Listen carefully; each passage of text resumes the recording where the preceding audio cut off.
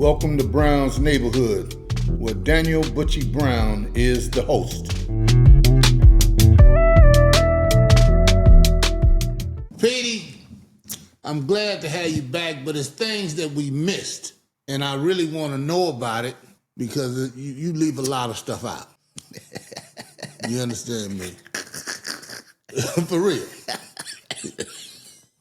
You didn't tell me when you went to the Navy, you learned how to speak several languages, or a couple of languages. We don't want to give you, we start at... County line, man. Well, can I say something? Tagalog. Look, Petey. What you done put in your mouth, I can hit... we can't have that on the show, man. All right. See, you smacked it again. Yeah, thank you, Petey. Petey, you went to the Navy, you learned different languages, because the way I found that out is, I have my assistant is a Filipino lady, and you start talking to her in Filipino. Tagalog. Whatever, okay? So let's start saying, hey, Petey done learned some things along the way, but Petey, throughout your life, you had some challenges. Yes, sir. I've had my share. You know what I'm saying? But to let the people know you survived all those challenges, and one of the things I want to let people know is that it's not how you start, it's how you finish. How you finish. You know what I'm saying? Because a lot of people just think you're supposed to live, we do supposed to try to live good. Yes. But we can't, change what neighborhood we grew up in. We can't change how different things come at us. You know what I'm saying? The things that they put in the neighborhood. We have no control over that. Yeah. Because some people, they'll see something from the podcast and they be at them like everything for them been squeaky clean. We got Petey here now. Petey, how old is you really? Now I'm 72. As of February 20th of 26, I'll be 73. 73. And sometimes some of them people that be talking ain't 73 yet. And we wonder, when they get 73, will they be looking as good as young Petey here? Mine is still sharp as I don't know what. You know what I'm saying? So, Petey, through all those trials and tribulations, how did you really overcome some of them things? First, you tried a few things in life. The first drug you tried was what? Marijuana. Marijuana. Mary G. And how old were you then? I was 20 years old. 20? Yes. I mean, that's good. Because a lot of young folks started smoking marijuana in junior high school. And a lot of them has lost their mind because the brain don't develop until you're 21, 22 years old. Is that right? Yes, that's a known fact. That's a medical fact. A lot of these kids indulging at 12, 13, 14 years old and gave their brain time enough to develop. Well, Petey, I didn't give mine time. Yeah, well, hey. I mean, I'm just saying, I'm a victim of that. But everything don't affect everybody the same way. That's correct. Because of our constitution, our makeup. Right. See, you can take a pill. I can take that same pill. It might not have effect on you. Right. But I'll go off on it. Right. Because our constitutions are not the same. That is correct. That's correct. I'm just saying. No, that's real talk. That's real talk. I learned that in health with Charles Dumas at Charles Drew Junior High School. So, at what age did you join the Navy? How old were you? At 21. I was 21 years old. 21. So, marijuana was at 20. Yes, sir. Did you try a drug different than marijuana before 20? Yes, yeah. Like I said in previous, angel dust. How did you try angel dust before marijuana? Well, here's the thing about that. When I say I started smoking weed at 20, hardcore, just about every day. I tried marijuana off and on at 18. But hardcore, buying it myself and indulging on like a 3 or 4 times a week basis at 20. But the angel dust, I experienced with it at Fremont High School when I was 18. And somebody just asked you to Had try. a joint. We sitting in a circle on the gym field, a baseball diamond at lunchtime, and guy pulled out a toothpick. I said, man, what is that? Say, this is angel dust. I said, man, give me that thing, man. I lit it up. I took a big draw. They said, don't hit it that hard, man. Why? Because it was a toothpick. It was small. I'm used to a joint looking like a baby dick. You know, Well, fat. don't say that. God, dog. You know, Yeah. thick like a baby thing, you know. Yeah. And that's as little as it was, I didn't know. At that time, I didn't know what angel dust was. Well, you gonna hit it so hard, you gonna smoke up the whole thing. I did half of it, and I hit it, held it in. The bell rings. To go back to fifth period. Everybody get up, I gets up. And I'm walking backwards. I'm saying, wait a minute, man, y'all wait for me, man. And everybody's face looked like Jiminy Cricket. You know, like your face look in a Christmas light bulb. Yeah. You like real fat and thick with a big old nose. Yeah. Everybody looked like Jiminy Cricket. I'm like, wait a minute, man. They just laughing at me. Look at. I was dusted, man. Wow. Didn't know it. See, that's God, man, not making me go off. Right. I could have went off. Because some people hit it for one time. And they go off. Don't come back. Don't come back. That's what I'm talking I about. saw a lot of them at Metropolitan State Hospital like that. So when did you work at Metropolitan? I worked there after I got home from overseas in 80. Overseas. Yeah, Okay. But it was crazy, man. A lot of 19, 20-year-olds, 17, 18, 19-year-old, what they in there for? Drugs. So tell me, Petey, did you grow up with a mom and a dad in the house? I was fortunate, yes. Fortunate to have a mom and My dad. mother and father was there, yes. So, you know, because I seen some pictures of you. You was very athletic. Yes, sir. You know, you was always in on things. You was committed to sports. Very much so. Basketball, baseball, football, and track. Oh, you ran track too? Yes, sir. Were you quick? I had wings on my heels, man. So you was pretty fast. I had wings on my heels. Yeah. So did you run the 440? No, here's the deal on that. I'm talking about in junior high school. When I went to Fremont, I just played basketball. Right. I knew I wasn't that fast as I got, levels. I mean, I was junior high fast. Oh, junior You high. dig it? You see what I'm saying? Yeah. I was junior high fast. Because there's sports that you play in junior high. When you get to high school, There ain't no 440 in junior high. you won't even get to play or make the team. It ain't no 110, 100 meters, It was Right. 100-yard dash. High school, you running 100 meters, 10 yards more. So, Peter, you seem like a pretty blessed young man. You know I what am. I'm saying? I am. You're blessed. God been Yes, looking I am. over you. You know what I'm saying? I would say so, yes. You know, I'm one of the fortunate few fortunate few. that he allowed to overcome his addiction. So let me ask you a question. When did you ever get God in your life? Did you go to church as a child? Here's the thing.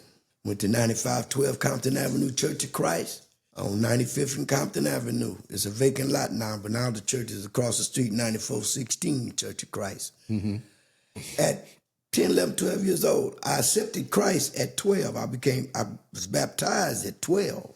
Mm-hmm. So in and out of my life, my mother made sure that her kids had a Christian background. Mm-hmm. We couldn't listen to KGFJ in her house. I see. We would listen to it, but when mama coming, we turn the station or turn the radio off. Wow. Mama didn't allow it in her house. Oh, is that right? That's how religious my mother was. I grew up in a strict religious household. My dad wasn't, he didn't go to church with us, but he made sure that we went. You go with your mama, get dressed. He would cook Sunday dinner when we came back home. Dad would cook dinner. My mama said my daddy cooked better than her. Is that right? She bragged on my daddy. Where your daddy from? Cheek, Oklahoma. My mother's from Turo, Texas, from where Jamie Foxx is from. Do you know how they met? My father's family moved from Cheek, Oklahoma to Ardmore, and my mother's family, they moved to Ardmore. So they met in Ardmore. Okay. Yes, sir. They met in Ardmore Ardmore. is in where? Texas? Ardmore, Oklahoma. Ardmore, Oklahoma. Yes, sir. So were you a good student at school? I was C average. You were C average? I was C average. So, okay, you was a C average student. I didn't really apply myself, but I knew I did just enough to get by. I mean, looking back over. Could you have done better? Yes, definitely. Yes. Why you didn't I do could have better? applied myself. For lack of a better word, I would say just trying to fit in, because back during that time, I don't know how it is now. If you was considered a nerd, they get on you, They ridicule you. Oh, you think you this, you think you that. Oh, he think he the smart guy. Woo, woo, woo. So I just blended in. So it was a challenge to be educated or be smart. My mother and father stressed that. My older brothers and sisters, Theo Jr., Sonny, Lanita, Gwinnett, Twinkle, they were A and B students. Is that right? But why Petey didn't take... Here again, I'm trying to fit in with the rest of the home crowd, with the.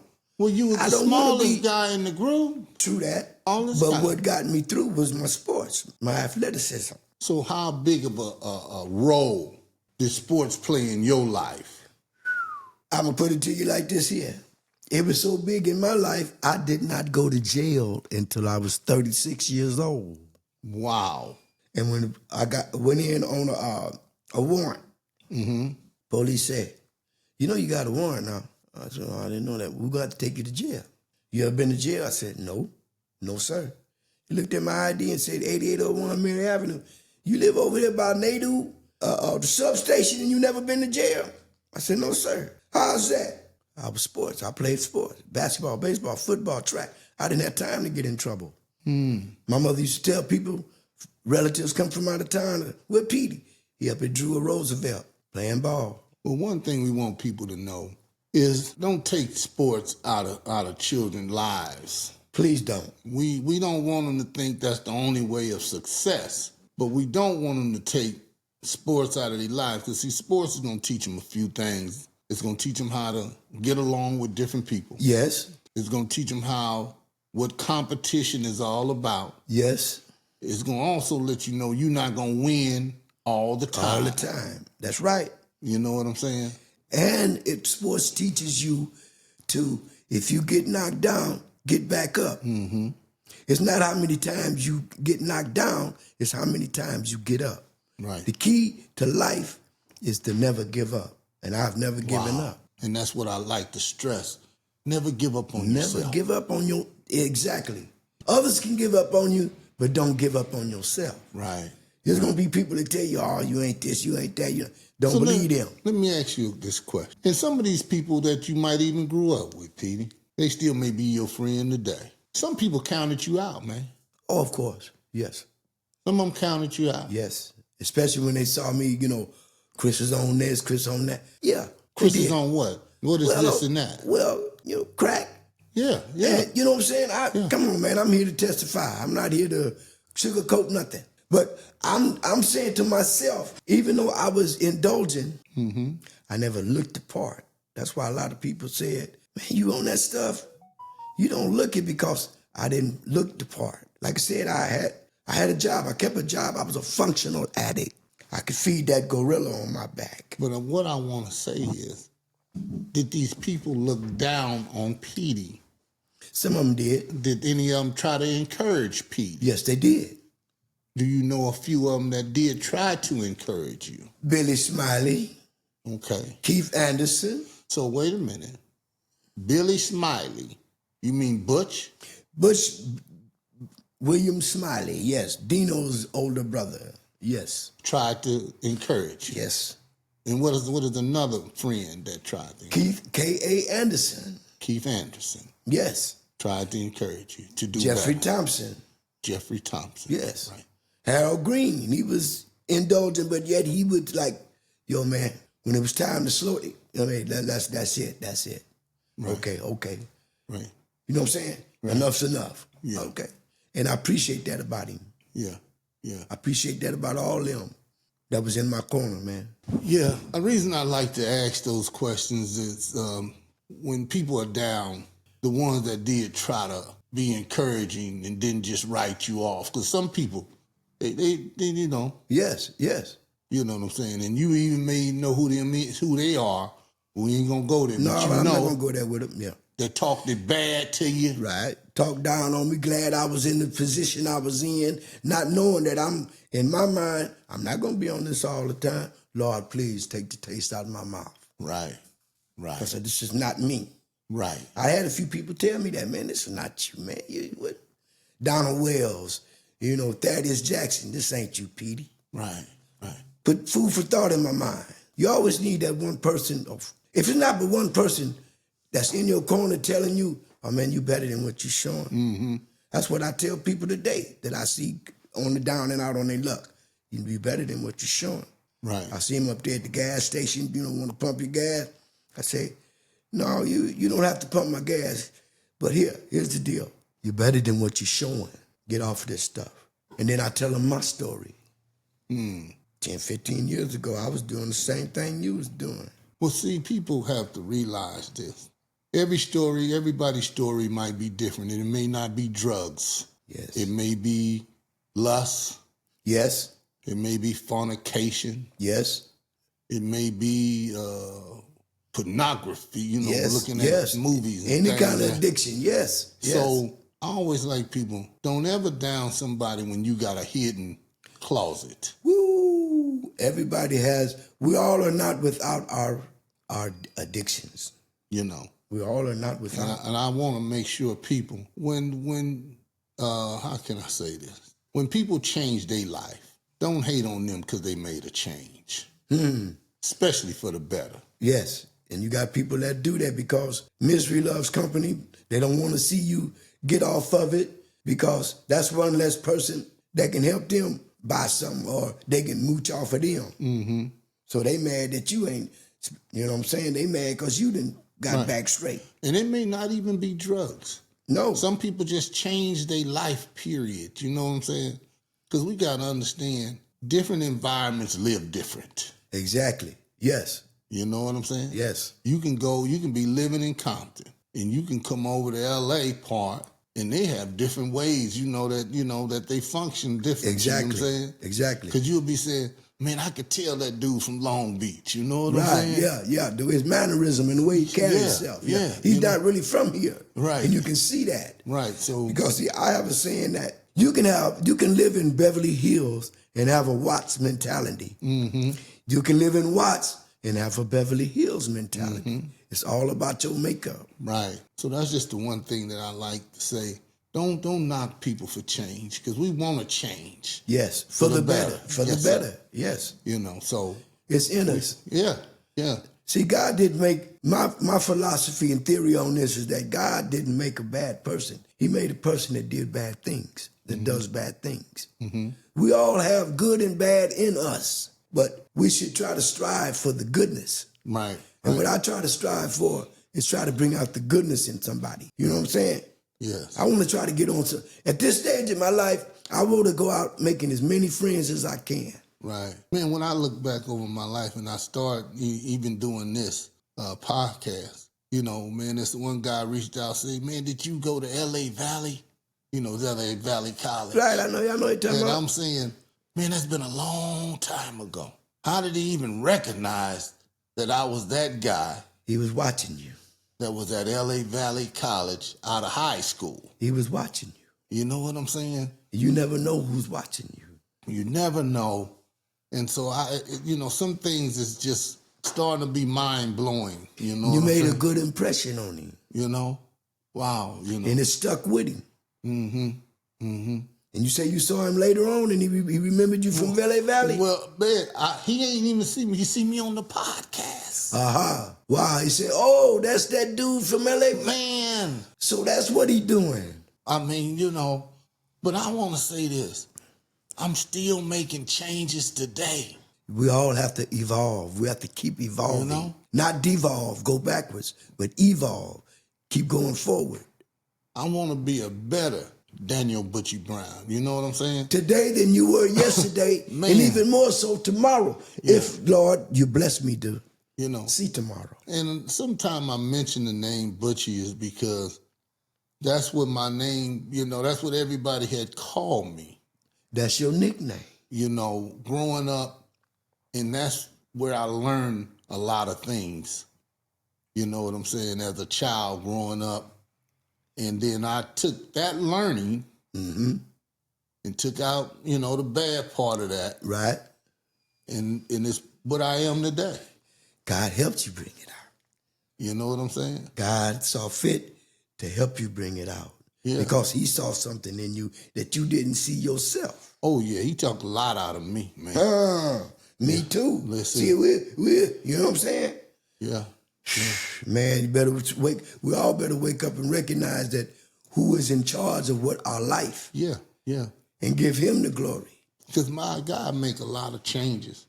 I'm going to be first in line to say, God, save me.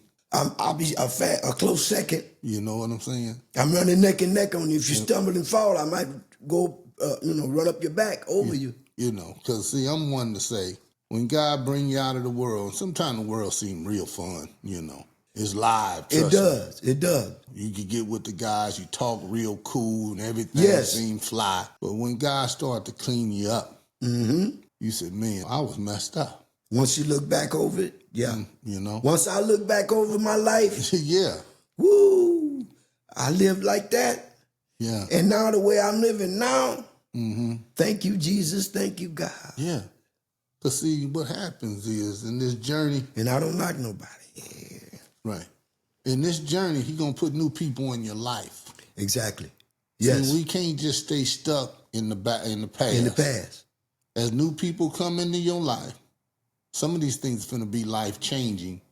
And people got to realize that, you know what I'm saying? Yes, sir. It ain't that I'm different. I just want to make better changes for myself. And better choices. Yes, yes. Better choices in our lives. I'm trying to do that right now. Well, you're still evolving. You're still as we grow older, Mr. Brown, we are still trying to find ourselves. Man is the only animal that really doesn't know what he wants to do in life. All other animals, the cow knows the mood, he know to give milk. The horse knows a burst of beating, a beast of burden. Every animal knows his lot in this life. He knows what he's supposed to do, but man doesn't. Wow. And he's the smartest thing God put on earth. Yes, he is. The most intelligent animal that he put on earth. Yeah. He put him to rule over dominion over all things. All things, right. That's right. Man. Ooh, man. And Petey, if I can ask, you got out the Navy. Navy done a lot for you, man. You know, because... You telling me? Really? So now when I hear some... You're not kidding. Yes.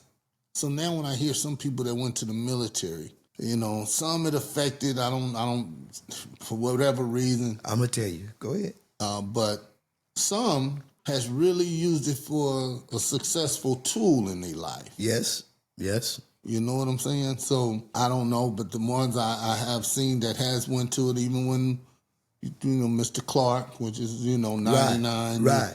Went to the Navy. Even my mentor, Brother Shelton, Brother Shelton. Right. Went to the Navy. So this military has helped a lot of them. It has. But here's the thing about that, Mr. Brown. Yes. A lot of us, when I say us, I'm talking us veterans. We're witnessing what you call PTSD, post-traumatic stress disorder, and don't know we got it. That's why a lot of your veterans are homeless, are on the streets, because they're suffering from the past of what they were involved in the military. Affects them to this day, and they don't know. That's why you have, when you go to the VA, I stress that all veterans go to your VA and ask for help. Because Uncle Sam got checks with your name on them. You just got to claim them. And what do I mean by that? They got what you call PTSD programs where you can sit around in a group session and just add things out, talk it out. Anger management. A lot of guys have anger management problems. You got classes for that. 1 hour sessions. You sit in a group and you talk. Yes, anger management. Stress. You got stress disorder classes. The VA has all these programs for us. And once you complete them for about a year or two, he got a check for you. You got different percentages I'm 100%. Thank you, Jesus. Thank you, God. I get 100% bonus check from Uncle Sam, taking care of me right now today. So how did you, who did somebody tell you about that?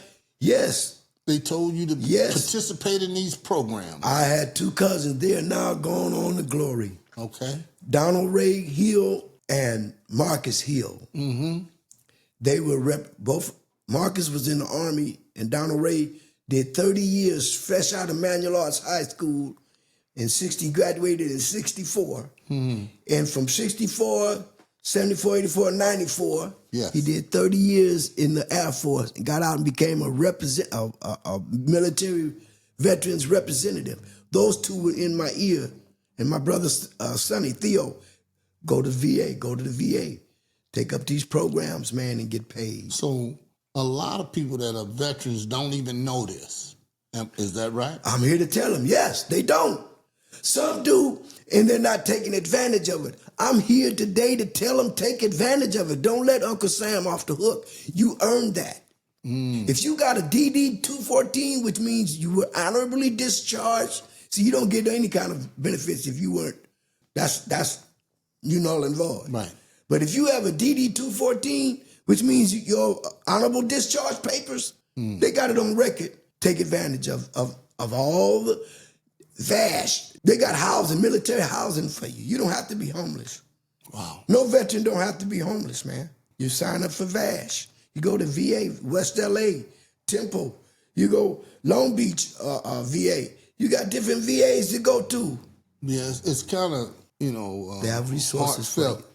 That some of them don't take advantage of these resources. It's sad but true. It's the same thing even for some men that may have even been incarcerated.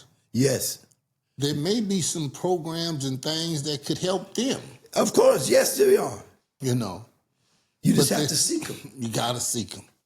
They ain't going to just fall in your lap. Right. Don't get out and think, I can just do it all by myself all the time. No, you can't do it. No man's an island. You got to have help. And you have to seek that help. Like I said, it's not going to be given to you. God give man a help. Of course. But he got to mind that mate, huh? Yes. Yeah. When a man finds a woman, a wife, he finds a good thing. Wow, yeah. Yes, sir. Okay. So, Petey, now you had got out the military. What made you start wanting to be a referee? Oh, man, come on, man. I mean, I know you did it for the Drew League. What made you want to be, or who encouraged you to be? Okay, watching the Lakers play basketball and watching, I was more into watching the referees and how they conducted themselves and get the rules and rules down, basketball, baseball, football, Rams, Lakers, Dodgers. And eventually, Caldwell Black, he's my mentor. I can't stress enough about how big of a role Caldwell Black played in my life. Did Caldwell Black play a big role in your life? Outside of my father and a few other men in my church, Caldwell Black is like a second father to not only me, but everybody that played on the Drew Royals. How did you get to sit right next to Caldwell Black in that picture? That's, to be honest with you, Caldwell, when they was getting ready to say we were, they was taking pictures of all the participants of the boys Golden State basketball tournament at Cal State LA. You notice he had on his Cal State LA Letterman's jacket. And Caldwell, for some reason, he just grabbed me around my shoulder, and everybody was sitting down, and he grabbed me, and in other words, come sit next to me. That's how it happened. I'm sitting right next to Caldwell Black. So you was a young boy with a big heart. I would like to think I did, yes. See, you can measure the size of a man's height, weight, but you can't measure the heart. They ain't came up with that one yet. A machine to measure your heart. Right. That's what got me over on a lot of things, is my heart. I got respect in that regard. He's small, but he got heart. That's why a lot of the gang members didn't mess with me. The Crips. I mean, the kitchen Crips, the Avenues, the Bishops. Man, they know me from, man, that's Petey, man. That's Chris Wrenn, man. He played ball up. Woo, woo, woo, woo. They left me alone. Is that right? I'm serious, Mr. Brown. Sports got me out of a lot of things, and it got me into a few things. Was growing up in a gang, it was a lot of guys looked at a gang like that was something special to be in. I mean, because that was like another family to them. Oh, okay. A lot of gang members, they feel that ostracized from their regular family. So now this is the only group of guys that really show me love, or so they think. Well, yeah. So they think. So they think. Right. Because if between me and you, I'm telling on you. I ain't going to jail. Yeah, that's your family. Well, some of them right. didn't tell on. Well, that's a select few. I mean, of course, you're gonna have the ones that's true blue odie colodie, but what about the ones that's not? Yeah. You're gonna always have the ones that's down by law. Yeah. But what about the little fringe, little fringe guys? Yeah. Man, I tell on my mama before I go to jail. Wow. They not true to the game. Mm-hmm. So every gang member ain't true to the gang. They don't know what the term mean. They don't know what gangster mean. Gangster mean you own your own mud. If I do something wrong, if you can't do the time, don't do the crime. Right. But you got to have the mentality that if I'm gonna do the time, the crime, if I get caught, I'm ready to do the time. Right. And I ain't gonna tell on nobody. Well, back in the day, I'm gonna hold my own mud. Well, back in the day, they wouldn't give as much time. True that. For the crime as they do today. Well, the way the judicial system is set up now is altogether different than it was back in the 60s and 70s, early 70s. Right. Now you got mass incarceration. They taking you to jail for anything. Get you off the streets. Yeah, like when that 3-strike rule came. Playing baseball with your life. Gosh, got 2 strikes. They playing baseball with your life. Wow. 3 strikes you out. Wow. Now ain't that cold? Man. But that's the way it is. The other guy, he gets 2 strikes. He don't get a 3rd strike. You know what I'm talking about. Yeah. Me, I'm gonna get 3rd strike. Wow. Yeah. So That's the way it's set up. Do you now see in your life giving back to helping people today? Oh man, of course.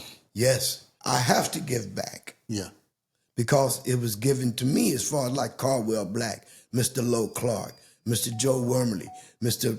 Sonny Robinson, the guys that I refereed with, that taught me, put me under their wing. I can't do nothing but mentor back, give it back forward. I got to pay it forward, of course. Yeah. I do that all the time. Man. Yeah, young man, you need to go to this. Where do you live at? I live such place. Oh, go to this unit over here. You closer to this unit. Wow. Get involved. Petey Wrenn, did you know who I was when I was at that kid's baseball game? I did. I didn't, and I didn't because you would gain a little weight.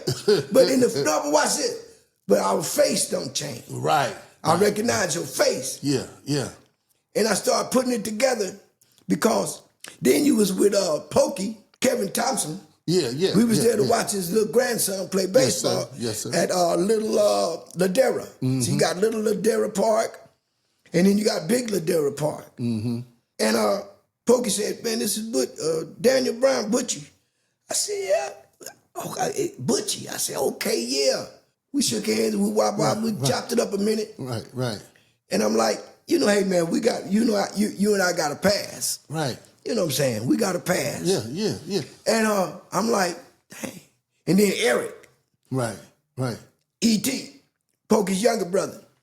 Yeah, Butchie got wellness center. Woo-wop, he doing it. Man, is that right? He doing good, man. I say, yeah, okay. All right. That's why I say, man, behind the camera, in front of the camera, I got a mountain of respect for you, man. Thanks, man. I'm serious, man. Yeah. Because you did it right. You're continuing to do it right and give back. God's good to me. To whom much is given, much is required. Yeah. And you following suit, bro. The day that you stop doing that, I don't know. I'm just saying. Right. I'm just saying. Yeah. He got a way of. Oh yeah. He has a way of bringing a person back down to earth. I ain't saying you. I'm saying anybody. Anybody. That's right. He got a way. Yeah. Trust me. I done seen it happen. He has ways of bringing a person back around, and they may not even realize that. Dang, what happened to me, man? He took it from you. because you wasn't doing right. Wow. You wasn't doing right. See, he can give it to you, You can take and it he can away. take it away. Yeah. You In a showed him. blinking of an eye. Woo! Man. Be so fast you wonder how. Dang, how out yesterday I was, and look at me And now. I mean, I'm here.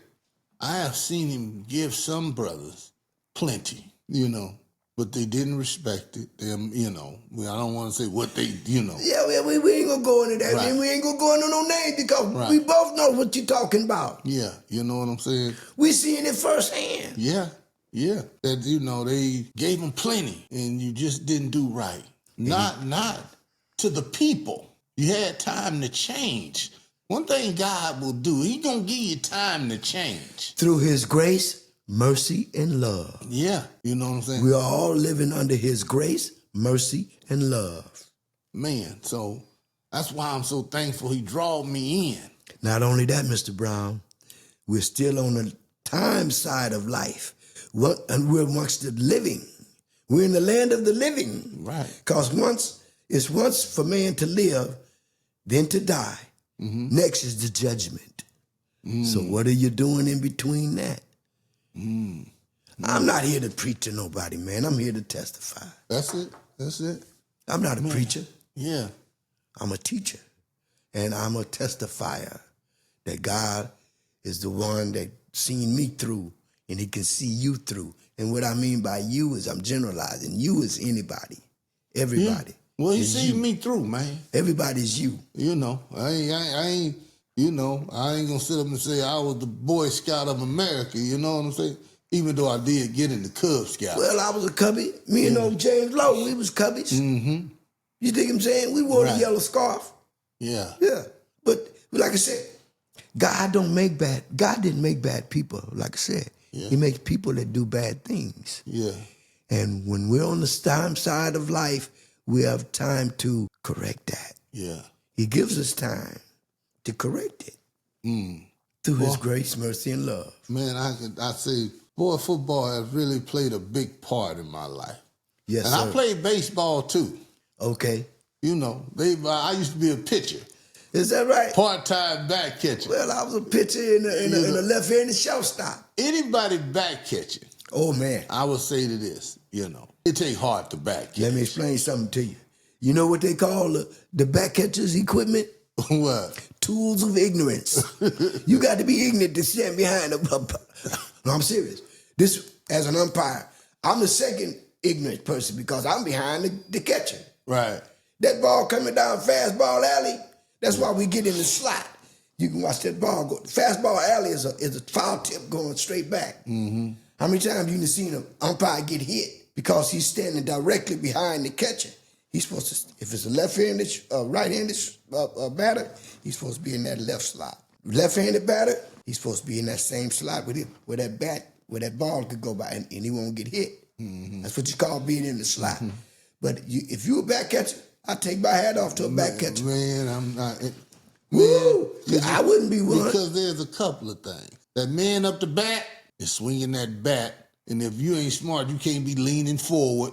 You understand what I'm saying?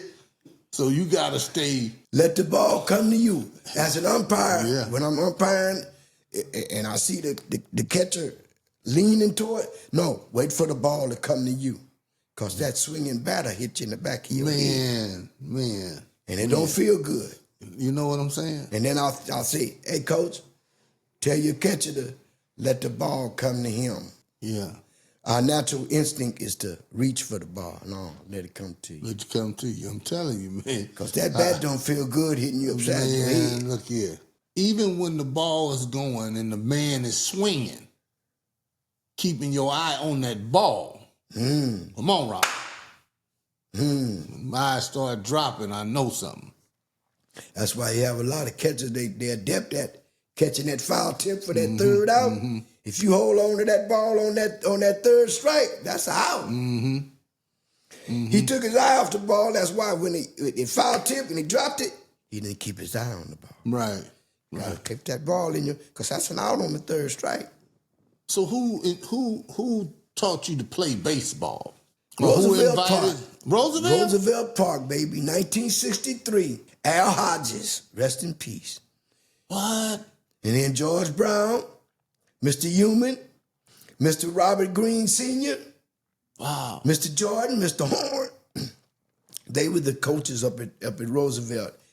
And they're the ones that taught us the ropes. They taught us the ropes. Yeah. When now baseball for me, all of it started at Roosevelt. Okay. I maybe was about 8 or 9, playing at the park. Spanish man named Mr. Guzman. Guzman? Okay. Yeah, was out there, He was a practicing. little after my time. I don't really remember him. But With his two of his boys was on the team, and I don't know how I just got involved. Is that right? Yeah, put me on his team. Mr. Guzman lived it right behind the park. Say when you walk through that back That gate. back gate, Whitsett. That's Whitsett. You know what I'm saying? That street is called Whitsett. Walk through that gate Yeah. that you could see from the gym. Yeah, that's Whitsett. And then you got a little market, a little candy store right by it. Yeah, that's Whitsett. Exactly. Come on, so man. So he stayed on, if you come to that first street, he make a left. I was on Mr. Guzman's team for maybe about 4 years. Every year I was on his baseball team. That was called Whitsett Avenue. Man, I would go over his house. That's he good, had an man. ice cream truck.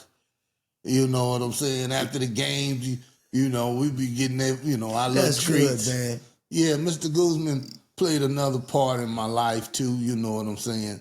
Had a son named Joseph, and I can't remember the other kid's name, but man, sometimes you want to say these things on the podcast. Of course. Give them their roses. You appreciate you it. never know who gonna see it. That's true. And they might say, man, I played on Mr. Guzman's team too. That's exact right. That's right, man. That's true. Because we was competitive, boy. We was competitive, and I was pitcher. They made me the pitcher. Is that right? Woo, Petey, I be humming too, boy. Hum baby, hum baby, hum baby. Man, I'll be humming. Hum baby, hum baby. Hey, they be like, man, we got to face Butchie today. Is that right? Oh, it's gonna be You some had it strikeout. like that? I had it like that, man. I'm on this podcast. Hey, they'll be like, man, We got to face Butchie. we got to face him. That nigga throwing hard and it's coming down the pipe. He's throwing Tic Tacs. Man, And baseball look like Tic Tacs. Man, that shaped my life. That It shaped mine too. Playing ball at Roosevelt. It shaped mine too. Yes. Roosevelt shaped my life, man. Because like I say, man, I played basketball, baseball, football up at Roosevelt, and they even had track. And what I really like about that, man, is when you showed those pictures and y'all in them uniforms. That's touching, man. 64 years ago. 64 years ago. And Man. some of us are not here. Some of us still are. And I'm looking at you, and when you say that and you was playing or taking that picture 64 years ago, you got to say, man, God was good to this man. You know what I'm saying? Yeah. Because you're still moving, swell, still thinking very well, It's all God. you know. Ain't nothing I'm doing. It's all God. Wow. Mr. Butchie, Mr. Brown, it's all God. I can't take no glory. Right. All the glory is to God, man. Right. Because 20, 30 years ago, and something in the back of my mind always said that if I get a car, get myself together, I want to get back in officiating. Yeah. That was my primary thing. Right. Lord, take the taste out of my mouth. And he did that. I want to say this. I want to say, Still Bill, thank you, man, for pushing Yes. for me to be at that Drew League, this past year, or this year rather. Because, I've been there, but it's been so long. Right.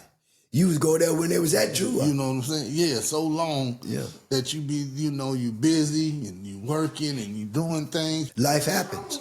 I don't know how it happened or how we end up seeing each other or what. And the way he said it, I just had to be there. Yeah. You Okay. know, and Yeah. it really touched me because I love to see that camaraderie, the togetherness. Yes. Community. Yeah. Because, you know, like I say, even when I was at Fremont, man, and them games and all those people together like that, right? It blew my mind. Yeah. I love it. It touched you. It touched you. Yeah. It touched you. You know what I'm saying? It brought back those days. You know what I mean? It brought back your youth. That's why I'm glad I'm able to still do what I'm doing, because when I'm out there officiating, Mr. Brown, I feel young again. Wow. Because I'm around the young kids.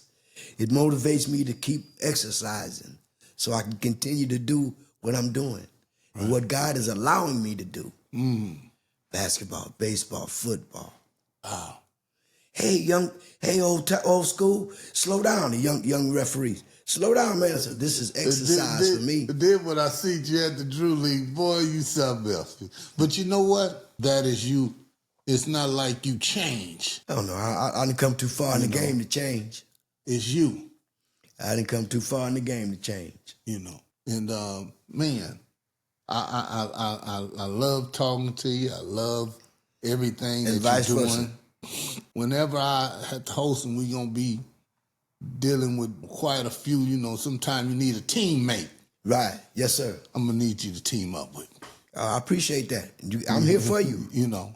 I'm here for you. When we, like me and you, like when you did that, when you was coaching over there at St. Andrews, man, I liked that, man. I like being, and then that young lady that was refereeing, do you know her? Yeah. She's under my wing. Me and Dino got her involved in officiating. Is that right? She was glad to see me, and I was glad to see her. We got to team up and do some things. I have some concepts. One reason I say that is because what I see you doing out here in the community, you love people. I'm a people person. You know yes, I do. That part right there, and you don't, how can I say that? You don't make people feel less than.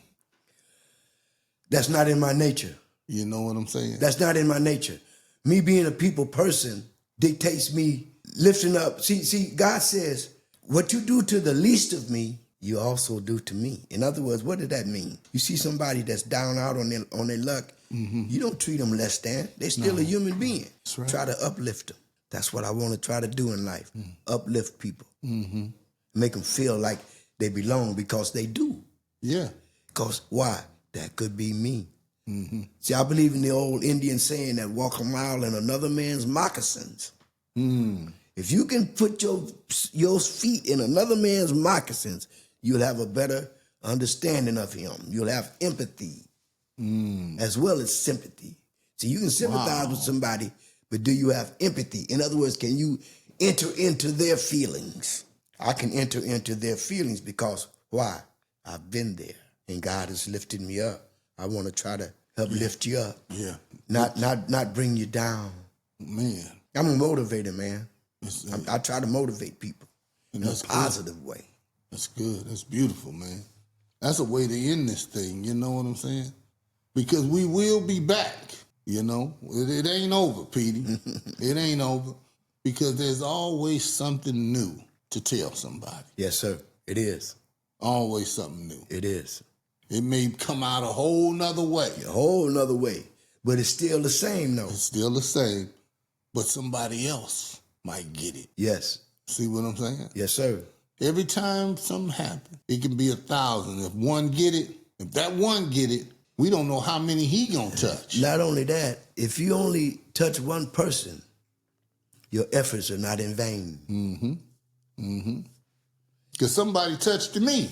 Whatever person that was, many people have put into me, but somebody said something and it touched me. And let me say this, please.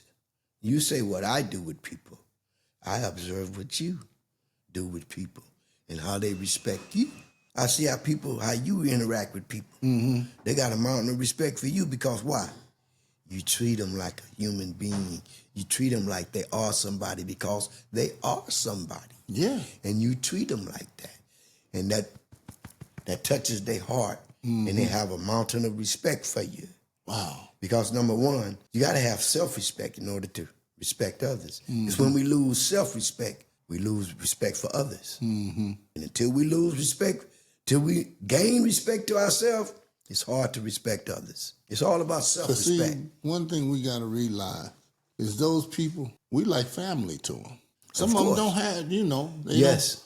Because they see us almost every day. Every day. 5 days out of a week. You know what I'm saying? 5 days out of a week. They intertwining with you 5 days a week. And then when they going home, they ain't got nobody. Yeah. So they living in different environments, different homes. Yes. You know what I'm saying? You may see family sometime. You touching their heart. You touching their inner emotions. You bringing that out. See, what you doing is you bringing out a side of them. A lot of them may not even know existed, but you're bringing it out. Because why?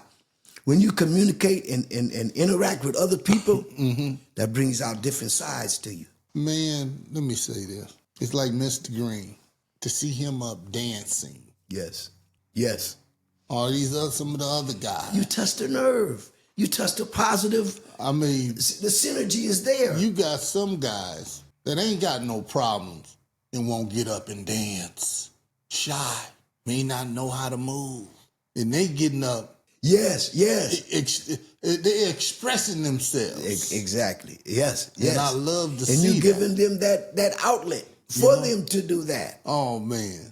I mean. And that's beautiful, man. You think of it like this. How many of them getting a chance to dance with a lady? Right.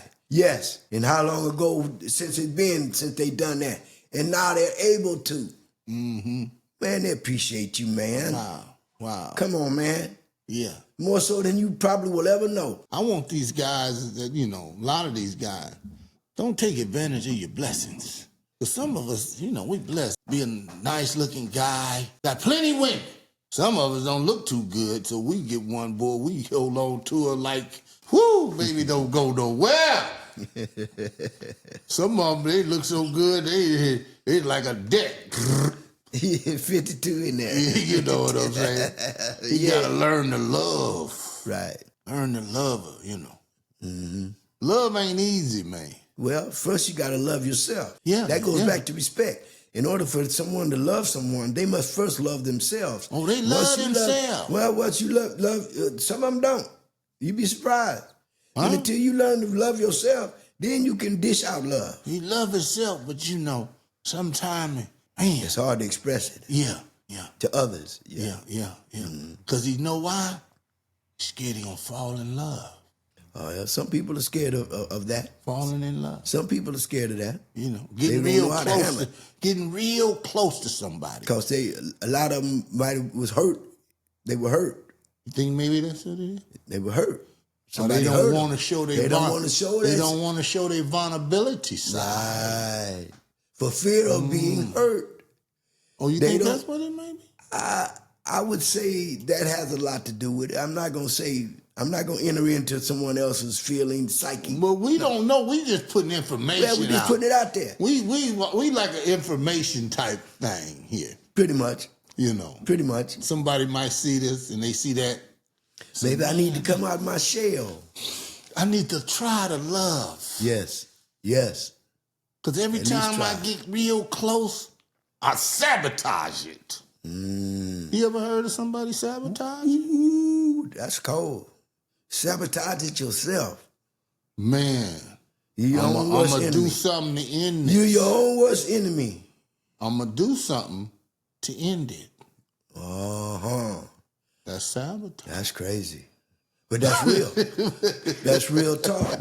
Up and down the sidewalk. Look here. You can she get real close to you. Now she want a lot of your time. Her heart is starting to love you. Man, I better get out of here. This is getting too deep for me. This here.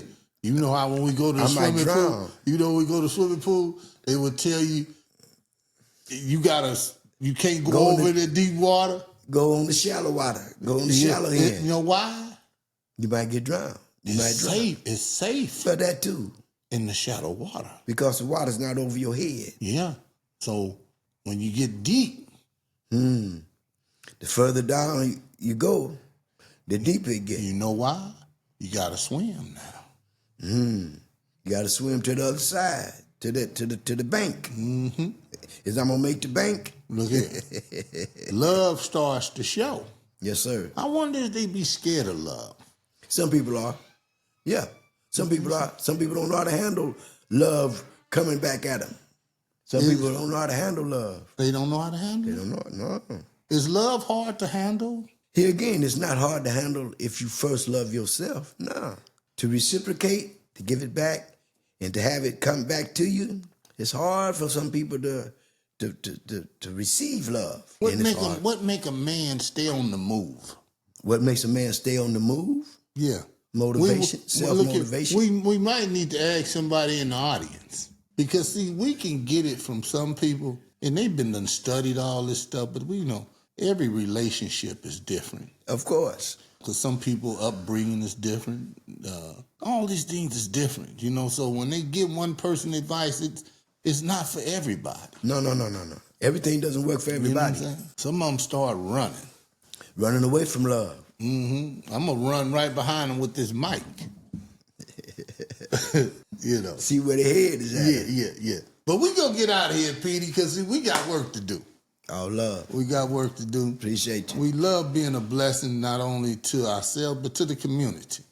Of course. You know what I'm saying? And I'm loving what I'm doing, and, I'm like, Petey going to be my side man. You know what I'm saying? I plan on being there for you. I appreciate you. He got a heart and a mind to be helpful. He even comes down to the Brownstone Wellness Center helping. Man, I mean, mingling right on in. Ain't skipped a beat. Yeah. I told you, this is part of my function, man. I'm Metropolitan State Hospital, L.A. County Office of Education, Special Education Division, man. I'm a behavioral manager. You know what's this is my community. You know what's amazing? You say you was an average student, right? Pretty much, yes. But how did you go to that Navy and start speaking language? Did you do it to talk to the ladies? Pretty much. Oh, is that what that was? Japanese, Korean, yeah. Filipino. You learned enough to talk to them. Enough to, yeah. Because you was conversational, Yeah, but when you was in school, you didn't learn nothing. Now, I won't say nothing, but you could. I didn't learn that. I didn't learn that. Now you get over here, you looking at these different ladies, you start learning how to speak languages. To speak their lingo, of course. Blend in. I'm a chameleon. I blend in. Wow. Man, we gonna get out of here, Petey, because we got some more things to talk about. Thank you for my wife, Cynthia. Thank you for my family. Thank you for Mary Avenue. How long have you been married, Petey? 7 months. Is that it? Well, you did it. I'm just saying. Look here. We were together 22 years. Wow. I'm just saying. I just said, well, come on, let's do this. Wow. I'm serious. Wow. Let's go on and do this in the sight of God. Man. I'm just talking about me. me. But if anybody stick with anybody that long, man, we've been through campus and everything. She was my ride or die. Right. I got to give her props. Right. See what I'm saying? I got to give her my props. Yeah. That's almost like Steel Bill. He was on here. He gave the lady props. Yeah, you got to. Wait, hey, come on, man. You got to get a woman the props, man. When a man finds a wife, he finds a good thing. That's what God said. Yeah. I found a good thing. And we ain't going to say God was wrong, boy. I know I ain't, so I don't know who else. That's a big mistake if you do that. Man. Wow. Big mistake. Yes, sir. But I appreciate you, man. Appreciate being on. And like I said, you keep doing what you're doing, my brother. I'm going to keep doing that, man. I'm thankful, man. I'm thankful. You have to be thankful. You know what else I'm thankful for? What's that? I'm thankful for the friends that God has given me. Yes. You know what I'm saying? Yes. Mm-hmm. Everybody don't have friends, man. That's true. Everybody somebody that they can say is my... See, we can say, I'm your friend, but you're my friend, but am I your friend? Those are two different things.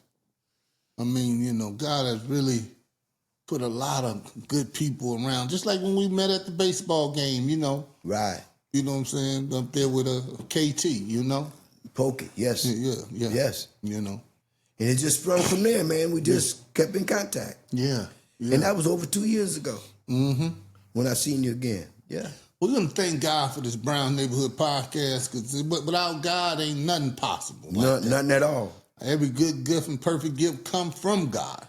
So, God, I thank you. I thank you over and over and over again. You and me both. For my life, my health, my strength. Yes. And for covering me all these years that I've been living. Yes. Until next time, God be the glory.